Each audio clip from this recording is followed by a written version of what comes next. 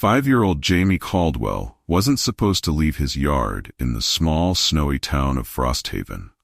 One moment he was crafting a snowman under his mother Rachel's watchful eye as she shoveled the driveway, and the next, curiosity had lured him toward the woods. A trail of small paw prints, which he thought belonged to a rabbit, led him deeper into the thicket, the snow crunching softly beneath his boots. By the time Jamie realized he was lost, the gentle snow had transformed into a blizzard, the fiercest one Frosthaven had seen in 20 years.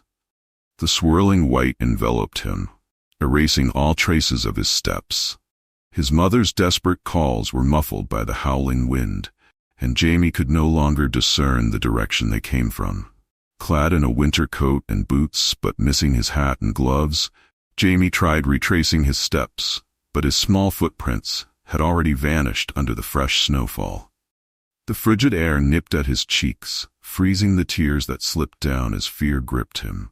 His tiny hands were tucked under his arms for warmth as he stumbled through knee-deep snow, his energy waning. Meanwhile, the entire community of Frosthaven had mobilized in search of him. Police Chief Sam Archer coordinated efforts, warning the volunteers of the deadly conditions. "We have to find him before nightfall," he urged. After that, he didn't need to finish the sentence. The bitter cold spoke for itself. Miles away, on an abandoned farm at the edge of town, a stray German shepherd named Shadow stirred from his slumber. Shadow had lived alone in the barn since his owner passed away months ago, surviving on scraps left by kind-hearted neighbors. Despite their efforts to befriend him, Shadow remained elusive, wary of human contact. But that night, Shadow sensed something unusual carried on the wind. A faint whimper. Almost lost in the storm's roar. Without hesitation, he pushed through the barn's loose boards and plunged into the blizzard. His thick fur shielded him from the cold, and his powerful legs carried him effortlessly through the snow as he followed the distant cry. Under the shelter of a fallen tree, Jamie huddled, trembling violently. His lips were pale, his fingers numb. "Mommy," he whispered into the void, his voice a mere breath against the storm. Suddenly, he heard the crunch of snow. His heart raced as a large, dark figure emerged from the storm. A dog, its golden eyes glowing with intent. Shadow approached cautiously, sensing the boy's fear. He pressed his warm body against Jamie, enveloping him in a cocoon of heat. "Good doggy," Jamie murmured through chattering teeth, clutching at Shadow's fur. Shadow let out a deep bark, loud, deliberate, a beacon in the storm. Miles away, Officer Elena Vega paused in her search. "Did you hear that?" she asked her partner. The bark came again, cutting through the gale. "This way," she shouted, pushing forward toward the sound. When they finally reached the source, they stopped, breathless and awestruck. Shadow had wrapped himself around Jamie, shielding him from the biting cold.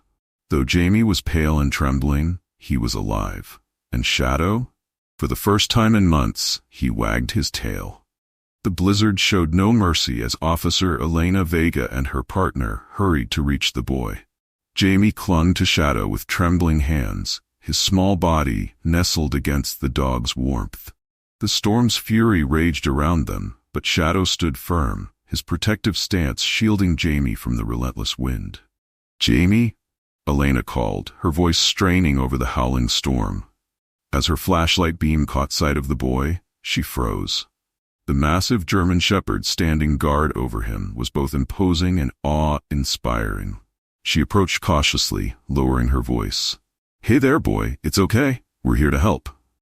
Shadow didn't growl or retreat. Instead, he stepped aside just enough for Elena to kneel beside Jamie, keeping his watchful eyes on her every move.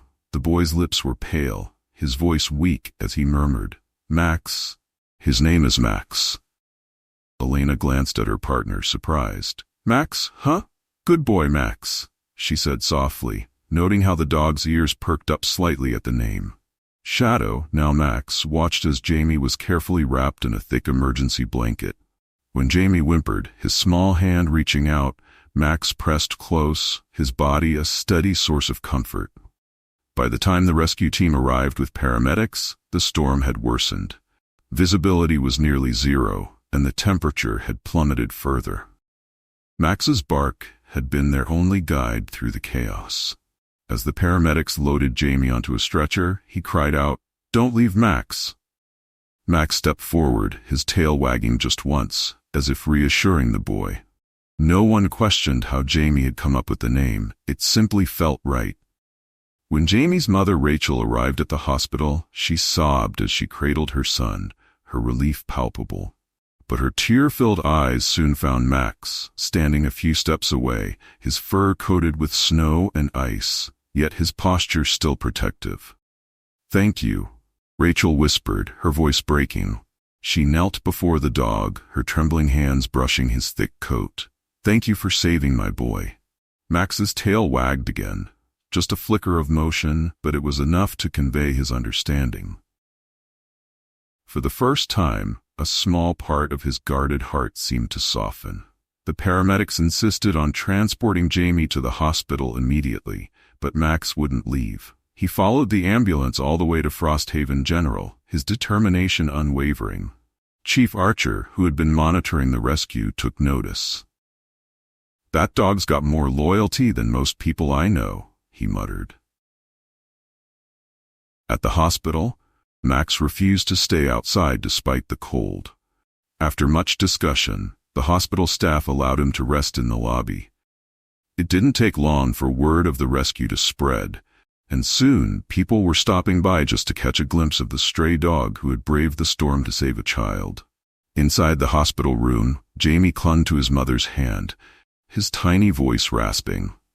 "Mommy, Max talked to me." Rachel frowned slightly, brushing his hair back.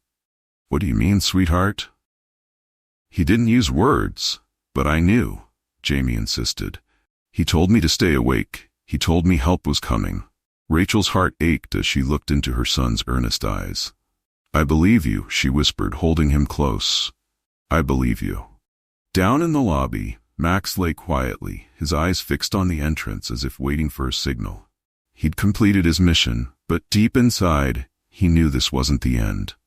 Something about Jamie had awakened a part of him he thought he'd lost. A purpose. When Jamie was finally discharged, his first words were, "Can Max come home with us?" Rachel hesitated.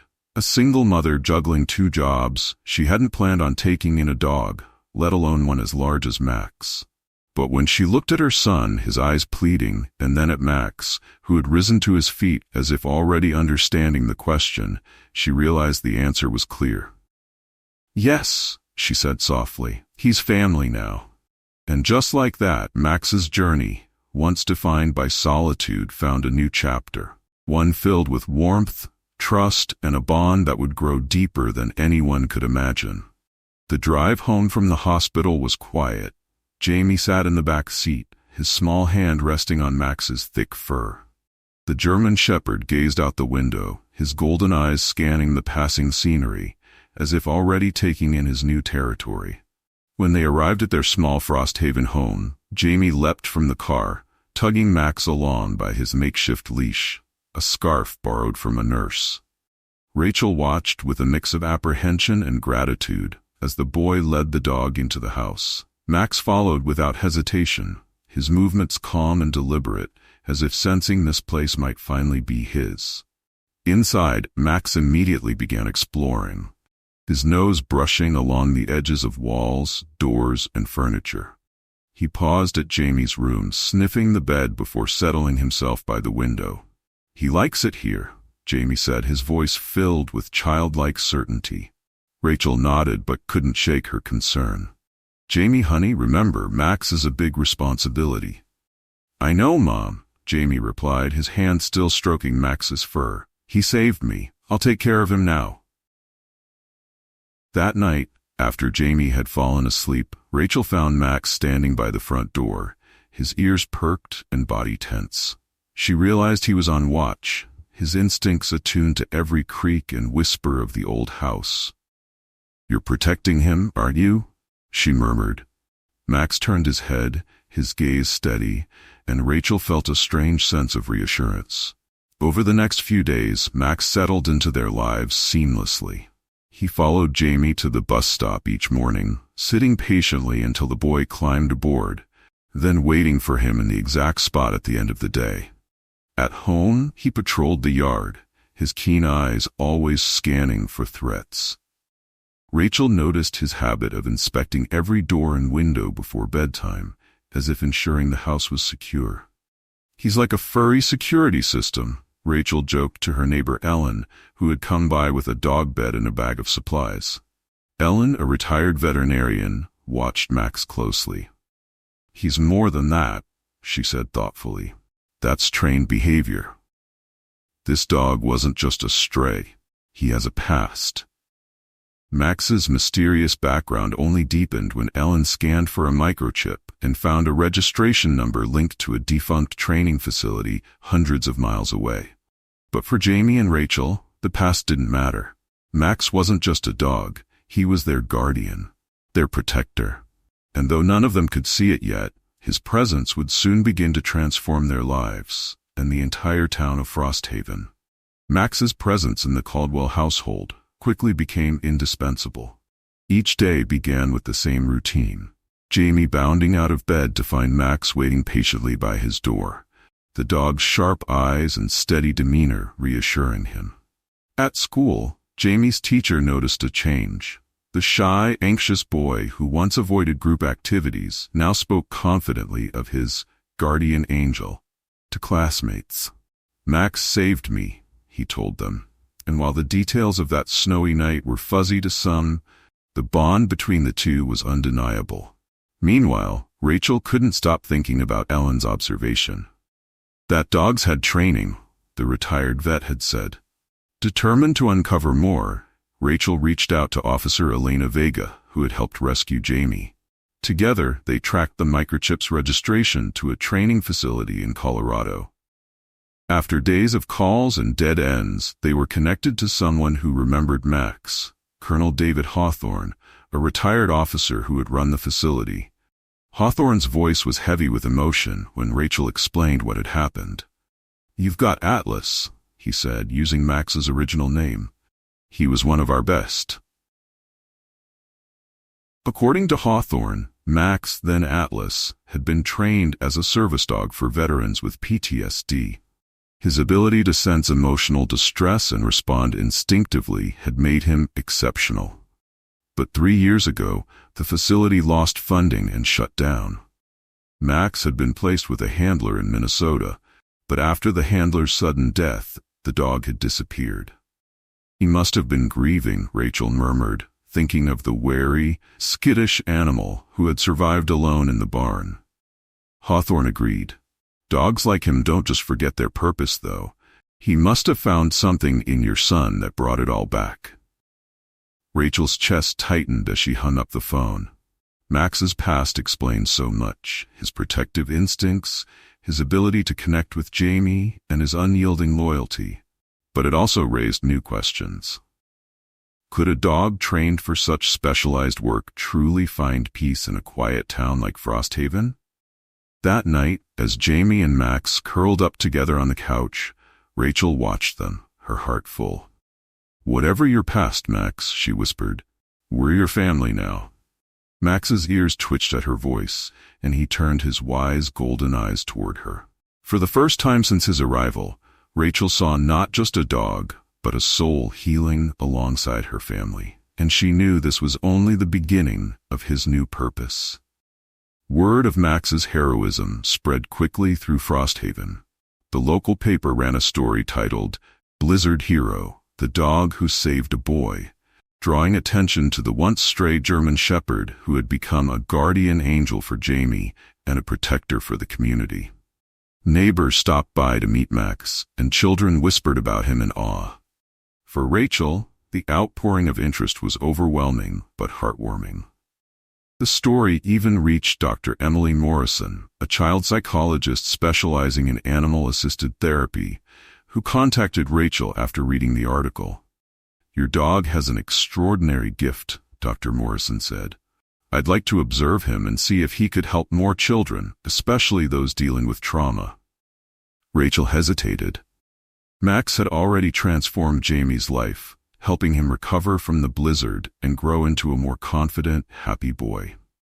But could Max take on more? Dr. Morrison suggested starting small.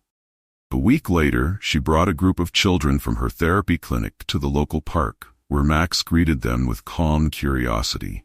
He approached each child gently, sensing their moods as if reading their unspoken fears. One boy, Lucas, who hadn't spoken since a car accident 6 months earlier, clung to his mother's leg. Max lay down a few feet away, lowering his head onto his paws, his quiet presence inviting but not imposing.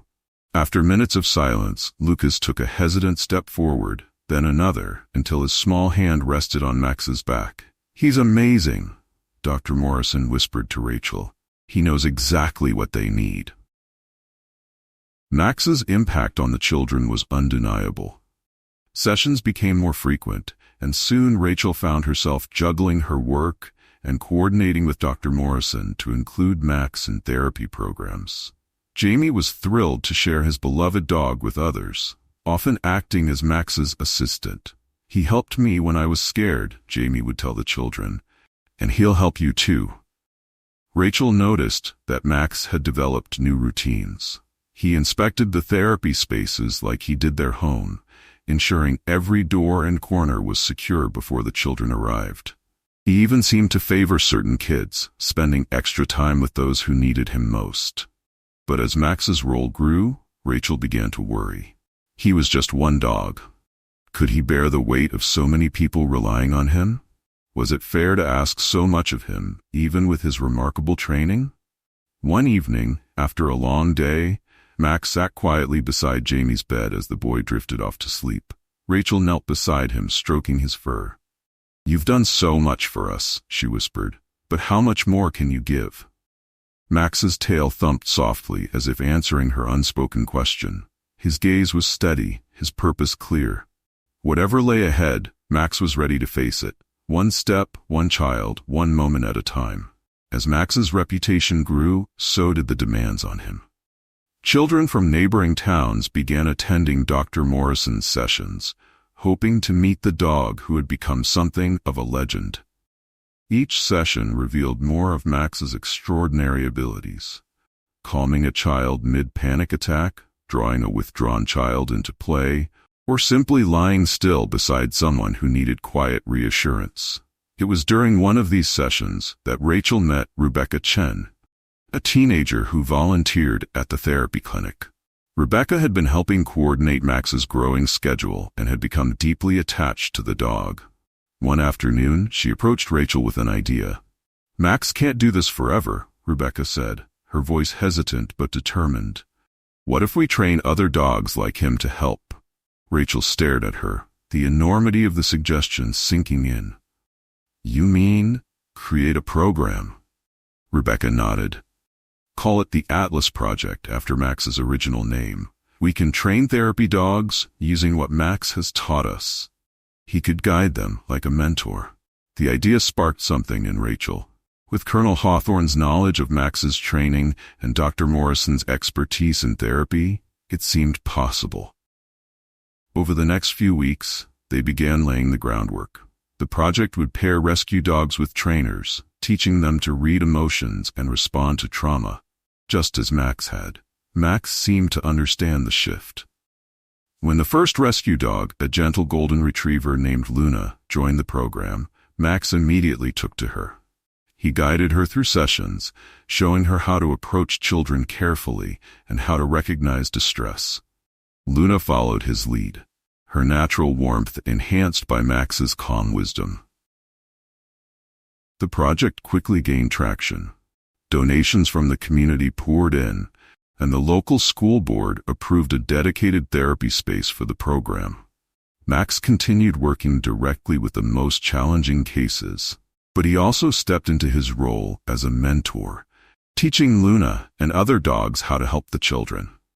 One day, Jamie approached Rachel with a question that stopped her in her tracks.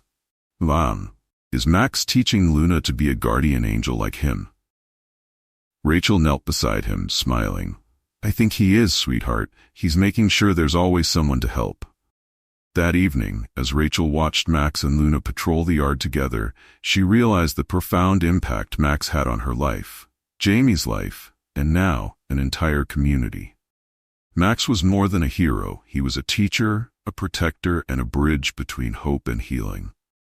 But most importantly, he was showing everyone that love, when shared, only grows stronger.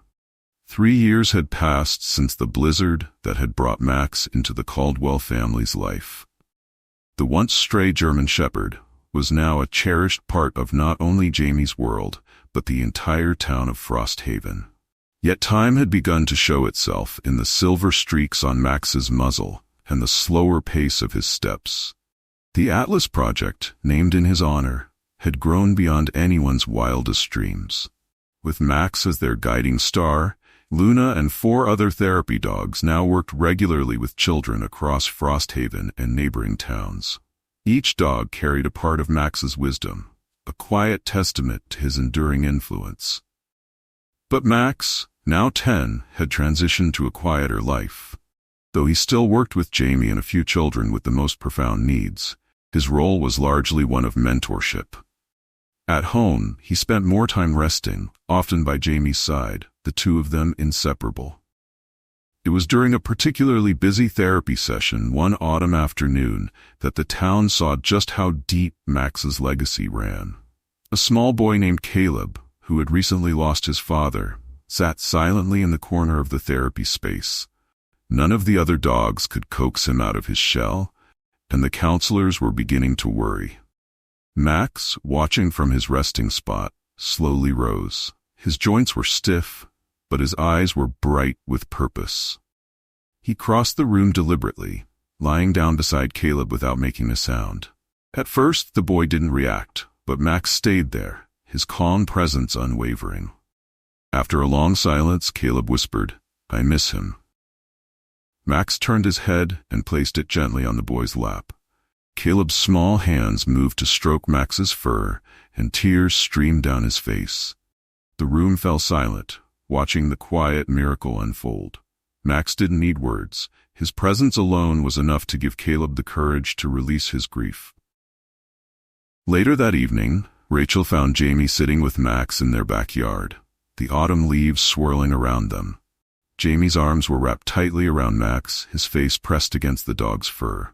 "He's still my guardian angel, Mom," Jamie said softly, "even if he's tired." Rachel knelt beside them, her hand brushing Max's ears. "He's not just yours, Jamie. He's ours.